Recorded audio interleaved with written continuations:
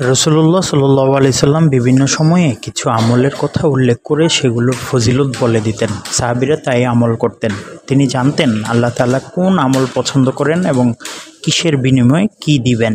সেরকম একটি আমল হলো 5 ওয়াক্ত নামাজের পর আয়াতুল কুরসি পাঠ করা। এটি সূরা বাকারার 255তম আয়াত।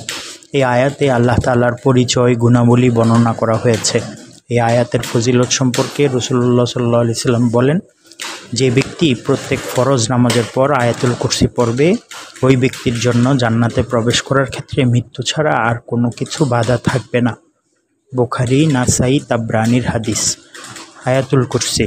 আল্লাহু লা ইলাহা ইল্লা হুয়াল হাইয়ুল কাইয়্যুম লা তাখুযুহু সিনাতুন ওয়ালা নাওম লাহু মা ফিস সামাওয়াতি ওয়া মা ফিল আরদ من ذا الذي يشفع عنده إلا بإذنه يعلم ما بين أيديهم وما خلفهم ولا يحيطون بشيء من علمه إلا بما شاء وسع كرسيه السماوات والأرض ولا يؤوده حفظهما وهو العلي العظيم.